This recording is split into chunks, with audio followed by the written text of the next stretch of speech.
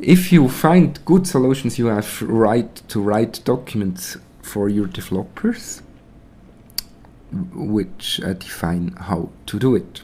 Now a little metaphor, the usability documents of Switzerland, how to live together, is our constitution, then we have the laws, and here we have kind of guidelines how to do things in Switzerland.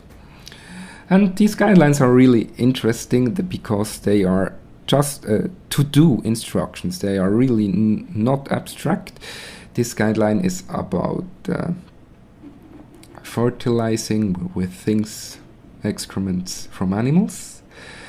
And here is written, if you're measuring the excrements, they must be thin, not too thick. So don't measure if they are too thick. And that's really a deduction from the constitution over the environmental law to guidelines. And the same situation is on the real usability on screens. You have maybe as a constitution, kind of constitution, the usability standards from the ISO. Then in our report on page 103, you'll find 7 principles derived from the ISO, 7 principles for ILIAS.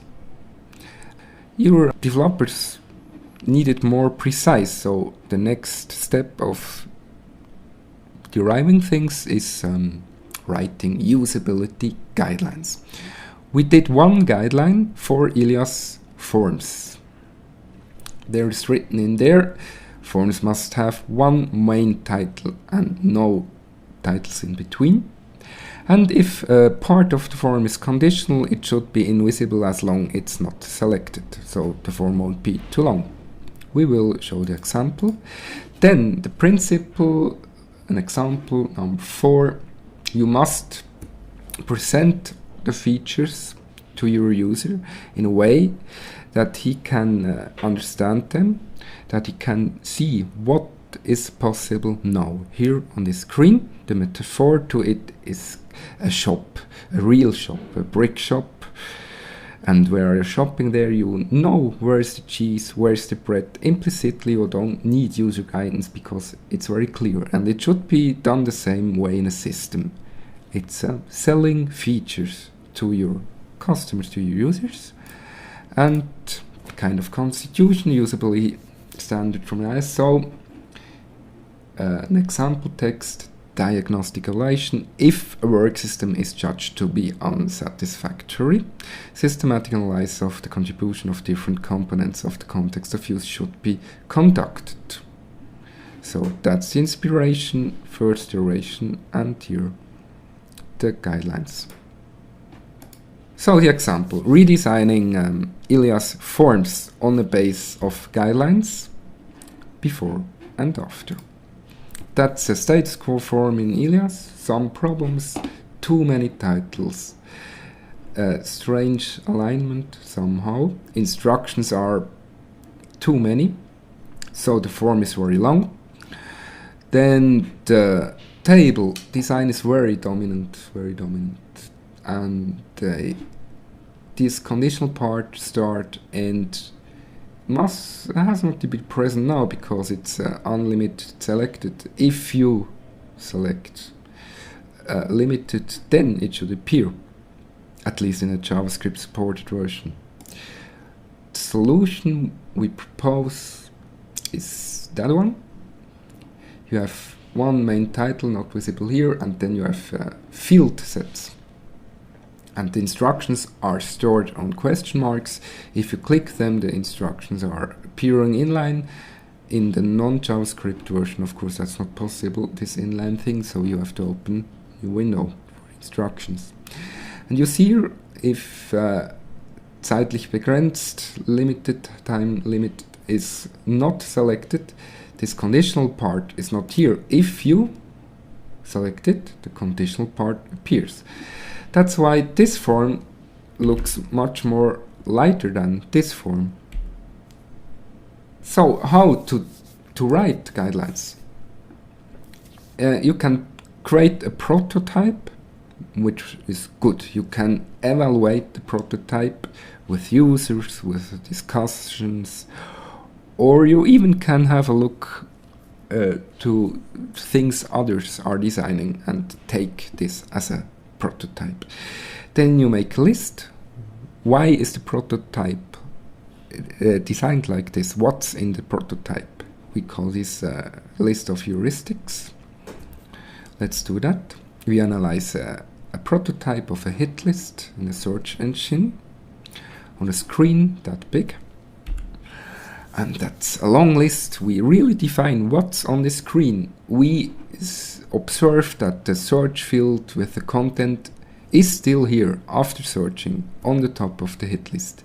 We have seen that 10 hits are present on this screen, so the hits are not too long. You see here every hit contains of exactly 4 lines. And furthermore, there is not too much table design on the prototype we evaluate. In between the hits, it's only white space, nothing, no table design. And that's the abstract representation of our prototype, and now it's clear what we took. It's a Google hit list. And that could be an inspiration for the ILIAS hit list. So the take-home message is not do it like Google does it, but write guidelines first before doing it, so that you have really a plan how to design it, and then you can validate the output you are creating against your guidelines. And if it's not along your guidelines, you have either to correct the guidelines or to correct the design. So, the rules. Don't design without guidelines. If you are designing a feature and no guidelines are present, write guidelines. Do prototyping, validate your prototypes against the guidelines. Do validation against the guidelines with your release candidates too, and release them only if they are playing with the guidelines. Then somehow the guidelines must be something important. Your developers must believe in the guidelines. They must use the guidelines. So you have to create a kind of culture of believing in guidelines and using them. That's the to-do thing for the ILIAS community. There must be an overall usability design guideline for ILIAS, and their weighted design guidelines, feature specific, maybe for hit lists or even for the SCORM editor. When we have a look at the SCORM editor and compare it to Google Docs, the main difference is Google Docs is WYSIWYG, and the text editor in the SCORM editor is not WYSIWYG. So, of course, the Google Docs editor is much easier to use because he's WYSIWYG. And that leads us to a trade-off. If you ask your users, would you like to have a WYSIWYG editor or would you like to have the non-WYSIWYG one?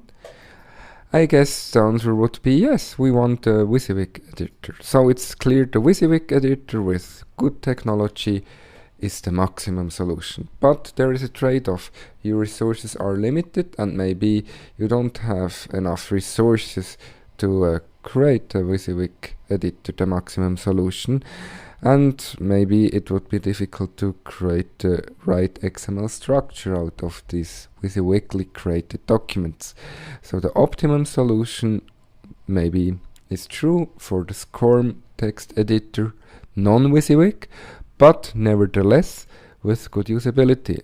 And that's not the trade-off. Good usability is possible in the field of simple technology.